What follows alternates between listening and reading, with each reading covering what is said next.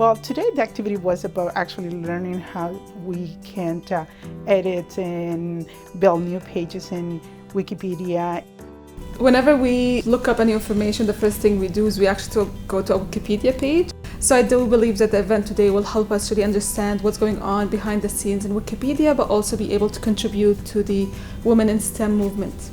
Having these pages that are by women, about women, written by women is inspiring, and it really helps the future generation. I worked on Dr. Kathryn Mulligan, and Dr. Mulligan, I would say, was definitely a big reason why I stayed in engineering. She was in the pioneer, era of contamination, soil contamination.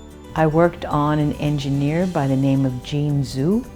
She had been raised in China, but then came to the University of Manitoba, where she finished her PhD, and now she's actually the dean of a school in New Jersey, promoting STEM for both men and women, but especially for women. When I went on the Wikipedia site, I realized there were only 3 lines about her, and yet she's very accomplished, and it seems that she could be invisible. 2 of us decided to work on building a new page for Professor Hanan Anis. We both have been inspired by what she has achieved and accomplished, and we wanted to really create a page and presence for her in Wikipedia. She's been a very inspirational person for us, and she's really supported us in both of what we do in our careers. And it felt, when we saw her on the list, it felt like a moment to give back, and so right away it was very evident for both of us we're going to work on this.